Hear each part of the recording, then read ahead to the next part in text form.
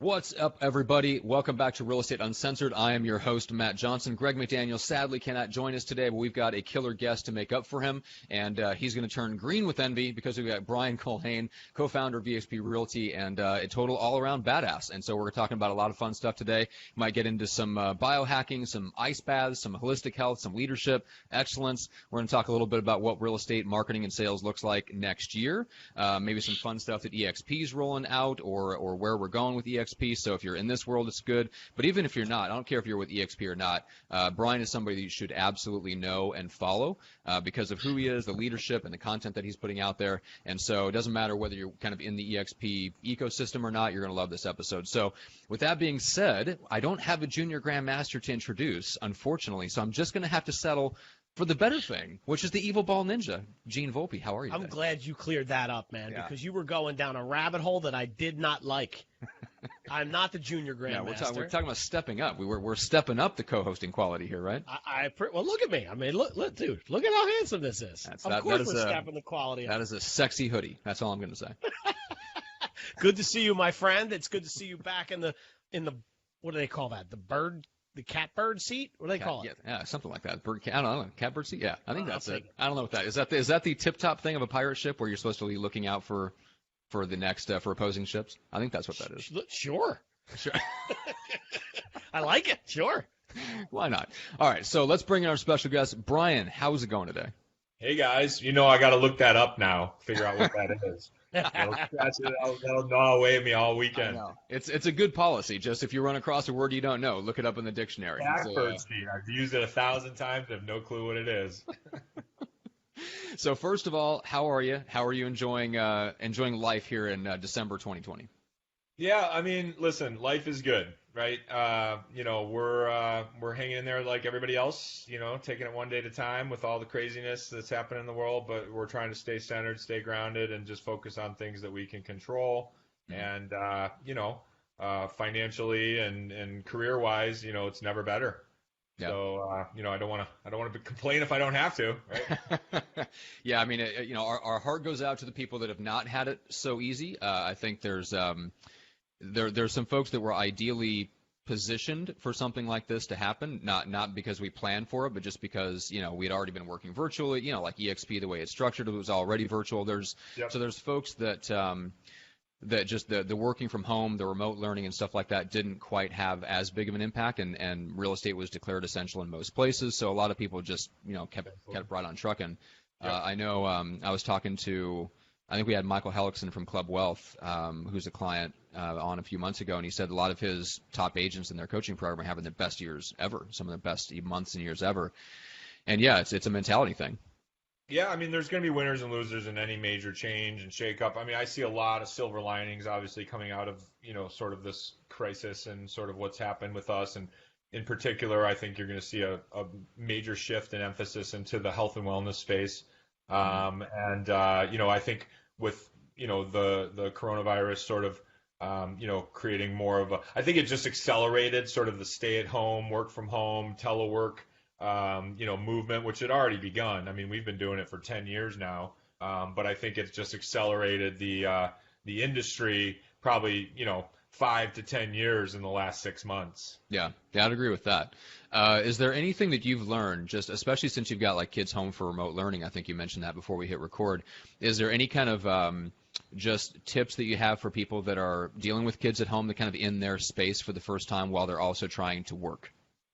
I think ultimately, it's a brave new world, right? And, I've been kind of thinking about this for my own kids, which is, what they're doing now is what they're going to do the rest of their life, so at some level, this is really preparing them for their future careers, their future, endeavors in marketing and entrepreneurialism. So I let them see me do meetings. I don't try and keep them out, although I closed the door for today's podcast. But if they come busting in here, it's like, hey, you get to see what Daddy's up to. They might jump on and say hi to somebody if I'm in a Zoom call, and I'm not trying to separate my life from my business life, my personal life from my business life, even though that's sort of kind of been the, I think the norm.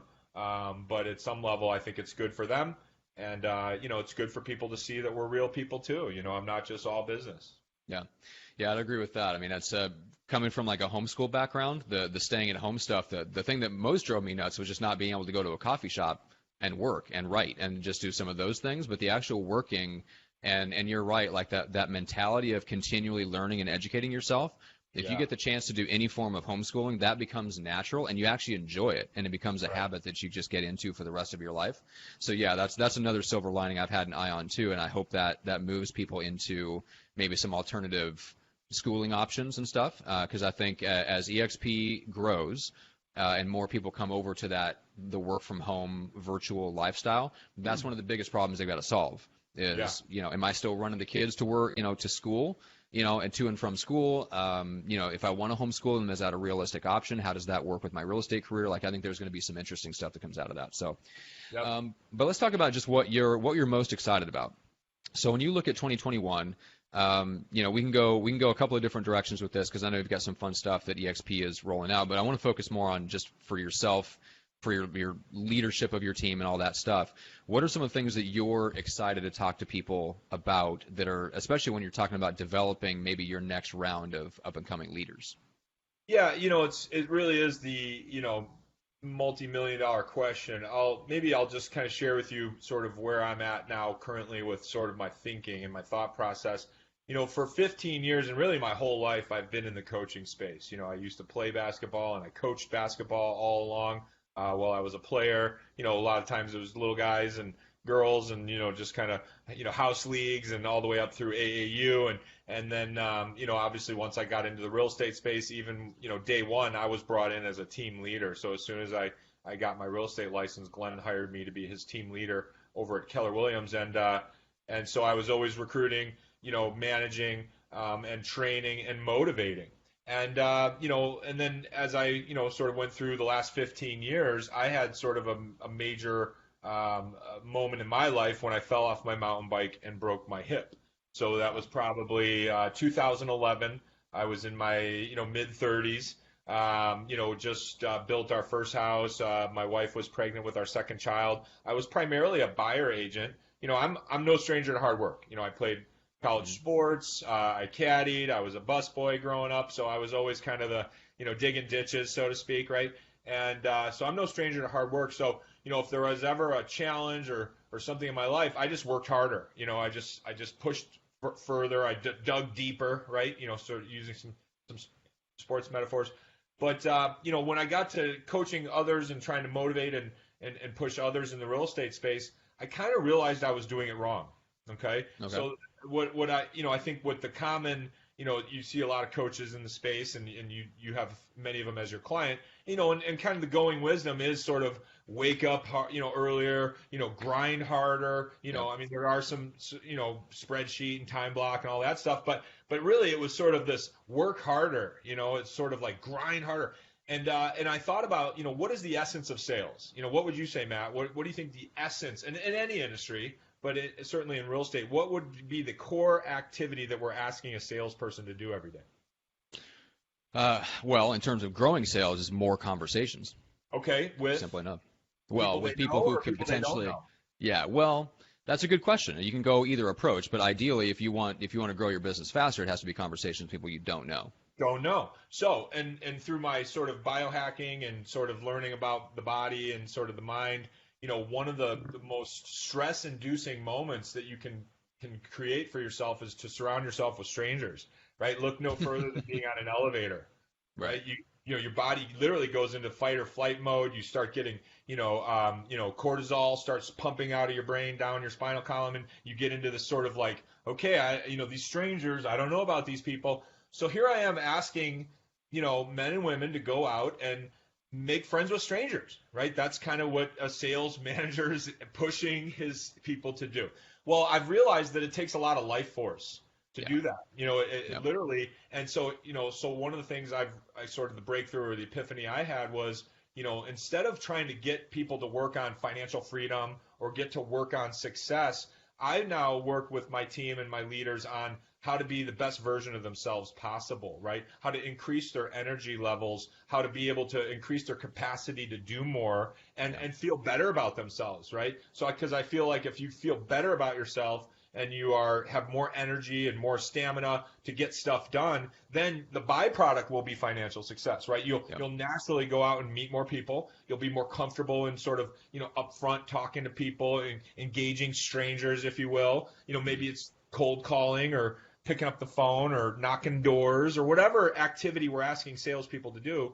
I feel like it all starts with how much energy they have to give to that activity, right? So here I am asking people to get up and go make 25 new friends today, and a lot of these folks didn't even want to get out of bed.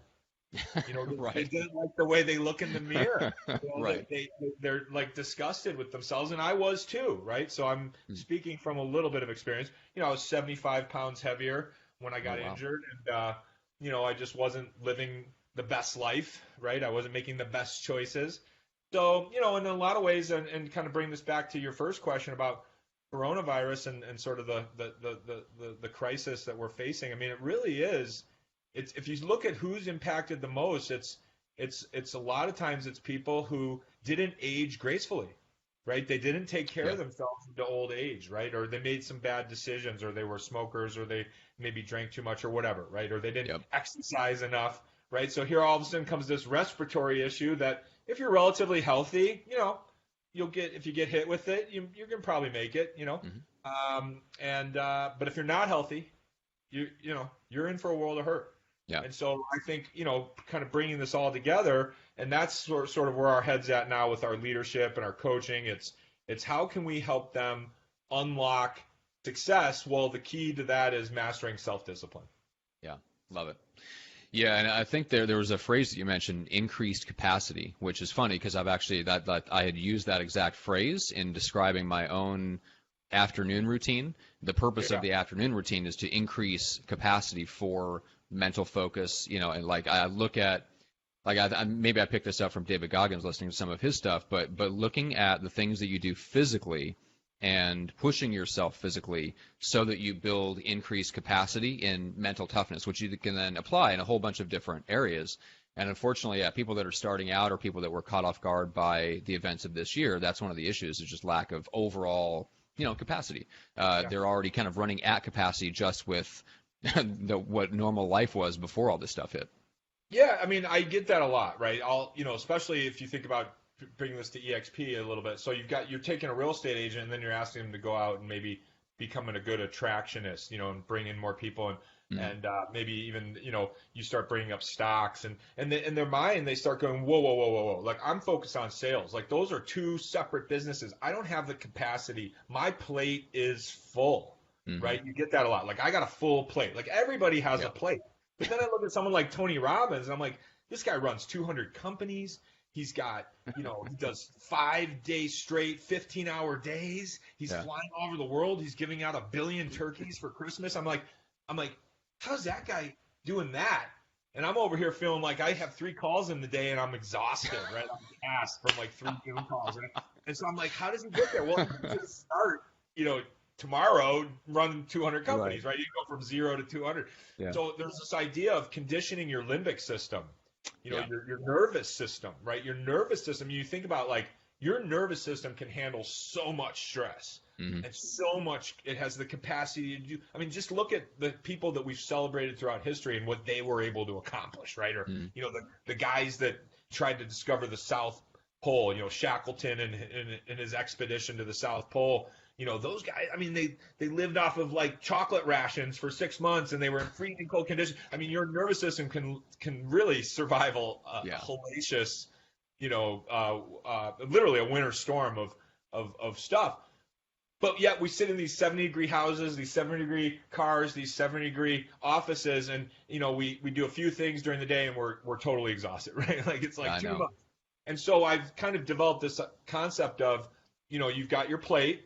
You got your family, that's the sandwich. You got the apple, that's your business. You got the banana, that's your social life. And you're like, oh, my plate's full. And I say, no, go ahead and put a couple grapes on there, and try a little bit of this. Here's a little glass of milk for you, and some maybe almond milk or whatever. But I'm like, here's go for you. And but what happens is, it's not that you've got this teetery plate the plate gets bigger, and you can handle more, and you can add more. And as you add more, it's like a muscle, right? Yeah. You work out the muscle, and the muscle gets bigger. So the more you add to your plate, the bigger your capacity to do more gets. Yeah, 100%. Speaking of someone whose muscles get bigger, Gene, I know you're. No, I'm glad you said that, because I really actually, it's really a perfect segue into what I wanted to talk to Brian about. So I'm excited to have him here for a couple of reasons. And I'm writing, like, if you're watching me, if you're seeing this, it's like, why is he being so quiet? Because, Brian, you probably don't know me well enough, but I'm not really a quiet guy. So Matt always says it makes me uncomfortable when you're not all over. Yes, it weirds all of us out when Gene doesn't say anything for a while. But you've learned long enough that when I spend the first 20 minutes of a conversation quiet, it's because I'm about to bombard them with questions, right? So I think. So a couple things. I looked up catbird seat. We've all been using it incorrectly for the last 20 years. We can go over that in a couple minutes. But here's Brian. Here's what I want to ask you. You talk about that, and it's funny that you said Tony Robbins, because I have the same thought in my head when it comes to Richard Branson. And I remember reading about Richard Branson, and they would say he would go to his Necker Island and he runs 300 companies. And I'm saying to myself, first of all, number one, that gives me hope that maybe I could pull something off and run 5 companies, right? Like, I don't want 300. I'll do 5. And in my head, I think to myself, just having a 20-minute conversation with the CEO of each company would take you 3 weeks. Just to say, hurry up real quick, you got 7 minutes, tell me what's going on in company A. Like, it would take that long. Yeah, it's incredible. So I love the analogy you gave. There's just some people out there that are just different. But here's what I want to ask you. From a personal perspective, with everything going on right now, like I'm totally with you about put that extra thing on your plate. I want to hear because I know you've come across this in your coaching. I want to hear from you what you say to people that just say, look, Brian, I get it. I understand what you're telling me, but man, my depression is tough right now. My kids are home.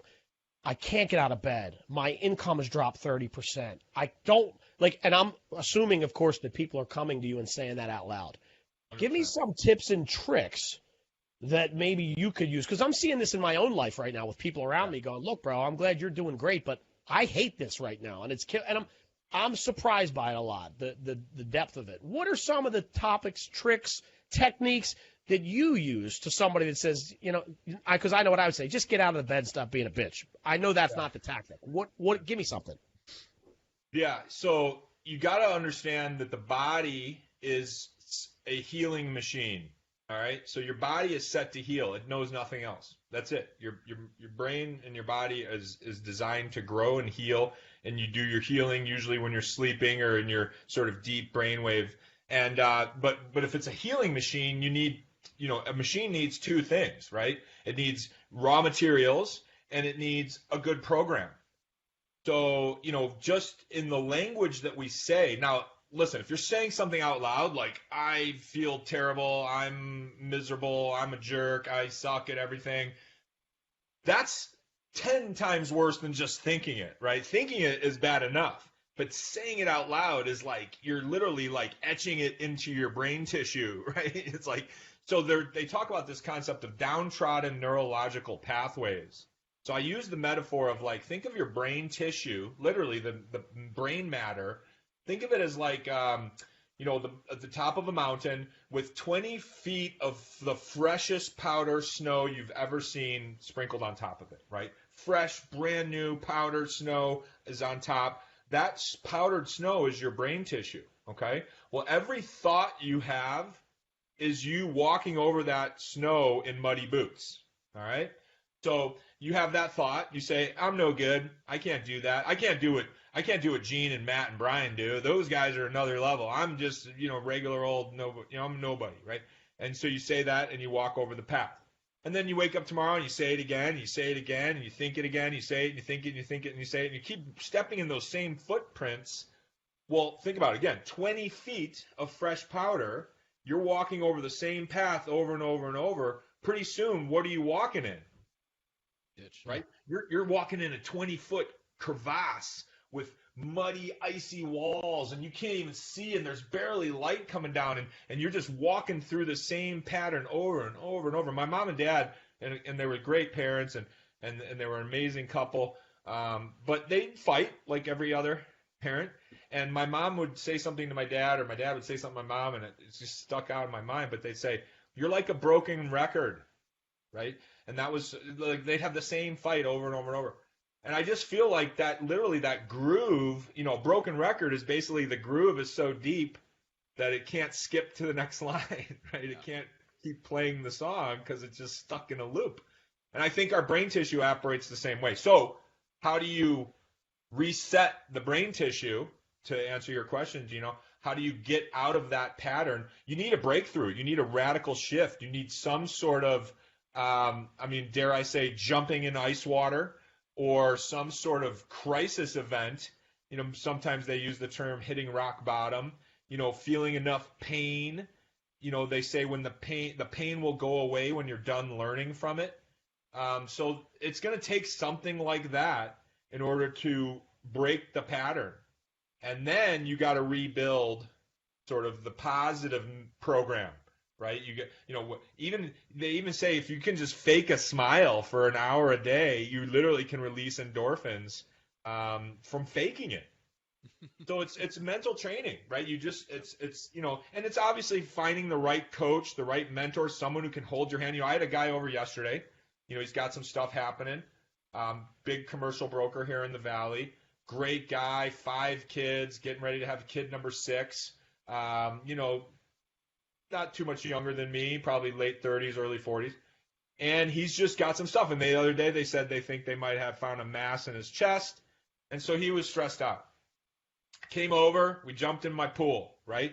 I had to literally hold him in the water because he wanted to get out fast, so I had to talk him through it. I had to kind of calm him down. I had to keep him in the water. And after he spent about 2.5 minutes in the water, he looks at me and he's like, I feel it. Because you start to heat up. You start to, the magic, the alchemy of doing the cold plunging and the Wim Hof method started to take root.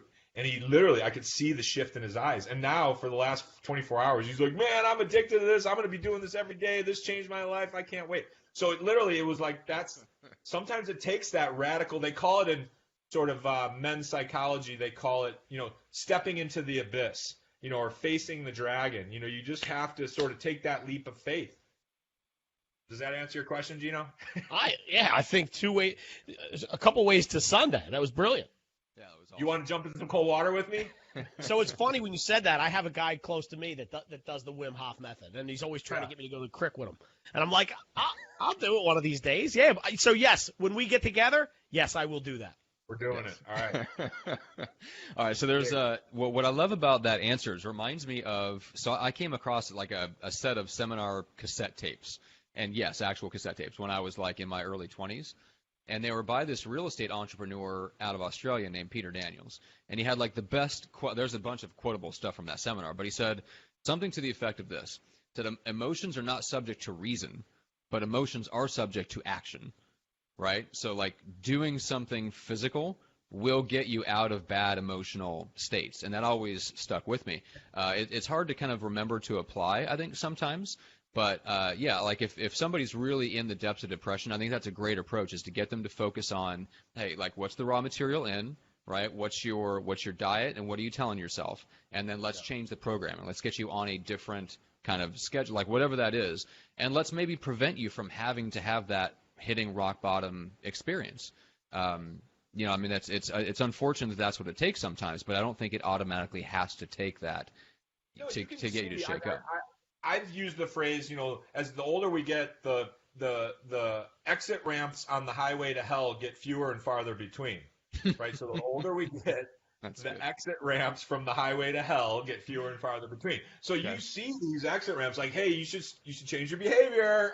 I'll get the next one, right? I'll stop drinking for 4 nights a week next month, right? But those exit ramps get fewer. And at some point, I'm lucky I broke my hip at an early age because I still had my youthful ability to heal and regenerate and get back on my feet. Had I been when I was in my 80s, it might have been a death sentence. So I'm lucky. But I'll tell you this, to your point, Matt, you're so spot on. I mean, I can almost, without fail, I can tell the difference in my day between whether or not how much acidity is in my blood system. Okay, so when you do Wim Hof, one of the big things is you're blowing oxygen into your system. You're making your blood more alkaline and less acidic. And so the more acidic my blood, the more bitey I am, the more negative I can be, the more pessimistic, the more people annoy me. But if I go out and do my 3 rounds of breathing, it takes me 10, 20 minutes. If I can jump in some cold water and sort of do that system flush, that brain reset, Mhm. I'm like, nothing gets me down. If jumping in cold water is the hardest part of your day, the rest of your day is a breeze, right? So I'm telling you, I mean, I can literally tell. I almost shouldn't make decisions. I shouldn't talk to people. I shouldn't have major meetings unless I do my breath work and I feel like I'm, sort of less acidic. Because I mean, it literally will be. First of all, that's awesome, and I need to do some more research on that because I've seen Wim Hof stuff. I've done cold showers. I've done breath work of other kinds, yoga in the morning. Like I've kind of skirted around that, but I haven't actually full on just tried like the Wim Hof breathing method for any length of time. That might be like a good next step for me this month. How long do you spend in that space in your morning getting yourself ready for the rest of the day? Well, and that's really, I mean, that's the best part about this whole thing is it doesn't take a lot of time. I mean, that's why they call it a hack. That's why, they asked Wim, they said, why is this spreading so fast? And he said, well, because the shit works. And when shit works, it spreads. And you can get it on your first try. So, I played college sports. I was accustomed to going to the gym for 2 or 3 hours, to get my workout in. I take the steam, like the old man steam, and, I do the whole thing. But, I don't have 3 hours out of my day to go get in a 45-minute workout anymore, right? Yeah. So the beauty of it is you can do the breath work in about 15 minutes. You can do 3 sets. It takes you about 5, 10 minutes, 3 sets of 40, 50 breaths, right? All the way in, 100% in, 50% out. You do a couple breath holds, and then 5 minutes in the water. So all in, including dry time, you're talking about 30 minutes. I'll mix in some push-ups. I'll mix in some qigong. I'll go for hikes 3 or 4 times a week now. And it all starts to kind of, work in concert, right? Now I'm eating better. I'm doing less stupid things to my body, right? So I'm making better decisions, and so I'm just I'm kind of being my own researcher, right? I'm experimenting on myself, but that 20, 30 minutes in the morning makes all the difference for the rest of the day. Yeah. Love it. So good. So good. Love it, love it. Okay, so with the last few minutes that we have left, I want to shift gears a little bit and just talk about the next year. We talked about how you're leading your people. Is there anything that you're kind of keeping an eye out, any trends in 2021 that you think agents need to be aware of, or anything like that you're kind of keeping an eye on? And I think your business really lends itself to this. There's a concept, or someone threw this phrase out. It's not mine, but I love it, and I've totally stolen it. But video is the new yard sign, right? People now in real estate, they really want to work with a celebrity, So if you're not, now I'm not saying you got to be Tarek El Moussa, Right. or Aaron Kinman or somebody like that, but you got to be the mayor of your own town. Don't be afraid to do a video, to do a live, to do a podcast about you, and that's where I think this whole industry's headed. And, obviously, EXP recently acquired Success Magazine. And there's a lot of exciting things that there's going to be a lot of synergy between Success Magazine and really Success Media and sort of the real estate space. And so you're going to start to see a lot of interfusion between those two entities. I just think that that's really exciting. And you got to stay innovative. You got to stay thinking forward. But, I really think it's going to come back to being your own real estate celebrity. Yeah. I mean, obviously, I feel the same way. I think there's one thing, an interesting trend. I was talking to the CEO of another real estate company, and she believes that both agents and brokers are getting a little bit more specialized, a little bit more willing to openly tell people that they specialize in certain things, certain types of clients, certain types of transactions, whatever it may be. Do you have any opinions on that? Do you think the real estate community is going to get more specialized and clear about what they do? Yeah, I think hyper niche is definitely a good angle for people to play. I mean, you can certainly create multiple hyper niches. I've had some people say, hey, you should be, acre plus property group, horse property group, golf guy, whatever. But you can be 2 or 3. You can have different faces of your same real estate business. But I definitely think, just like, you've got a need at a house, you know, you don't just call a general house guy, you call the Yep. plumber. You know, you don't Yep. just call I mean, sometimes you call the handyman, but you know what I'm saying? If you need a Right. carpet thing, Yeah. you call the carpet specialist. But So I do even see- handyman's a niche, yeah. But yeah, it's so I think that's going to be an interesting trend to kind of watch out for as people decide to kind of get micro famous locally, whatever that means to them. I do think that's a big key. Is you got to decide kind of what your niche is, who the right people are, how you're going to serve them, what makes you different, like all that, all those questions that agents have traditionally had a really hard time with, and they've been kind of protected from some of the competition by the rules and by the mentality and kind of the traditional old school approach to marketing, which is don't say anything that somebody else can't say, which is the exact opposite of what marketing is about, which is you better be saying something else, something that somebody else can't say. Let me actually, it's funny because as you're talking, I just kind of realized something. So, you know, there's, again, I've been going through a lot of this mental hygiene and men's work, which is masculinity studies, but it's basically ancient psychology, right? So, Right. so there's a term in the that the lone wolf doesn't survive, right? It's called the myth of the lone wolf. Well, the lone wolf is really, I mean, if you think about real estate agents, we are all you're kind of pushed out into the game as a lone wolf. You know, you could certainly jump on someone's team. You could certainly, partner with someone. But in the end of the day, you're kind of your own business. Glenn used to say you got to be the CEO of your own Fortune 500 company. Well, the flip side of that is no one's going to come help you, right? And so back to the myth of the lone wolf. If you think about the evolution of the human species, we weren't the top of the food chain for however, for the majority of our time on this planet, we were not the top of the food chain. As a matter of fact, the wolves are the apex predator on every continent, right? So the wolves would eat first, the cats would eat second, right? The vultures would eat third, and then we got what was left over, okay? Okay. Well, then we started watching the wolves, and I'm gonna Okay. bring this all home, guys. You're gonna love this, Gina. Okay. So what we started to notice with the wolves was two things.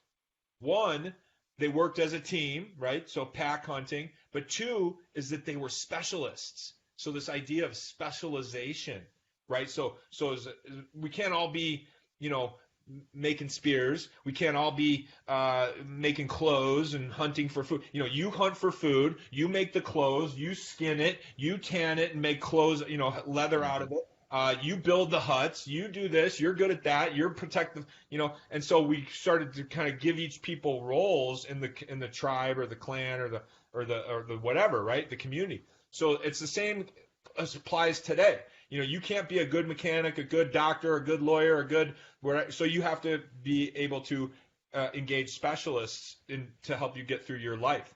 And now you think about sort of modern culture, certainly in a lot of ways, this is, for men, you can't ask for help. You can't ask for directions, right? You're too proud to even ask somebody for help. Well, we have to be able to humble ourselves to the help. And that's a big step in any of these journeys that we're talking about is being okay with asking someone to help you. And that's where a lot of this starts. And kind of back to your other question, Gene, is that, you got to really humble yourself to the coaching and to the help and admit that you need help. And that's the beauty of sort of what we learned from the wolves was, and that's when we became the apex predators. And here's the coolest part about wolves is they don't hunt bunny rabbits. They only hunt large game, right? Wolves are large, and it takes 9 wolves to take down an elk. So they have to work together or they'll starve. And so I think as real estate professionals, here we are out hunting large game, right? Real estate transactions are some of the biggest deals in the world. And we got to be able to, ask other people for help. Yeah. I love it. That's awesome. Gene, what do you have to say about that? You lone wolf over there. My last name Wolverine beard too.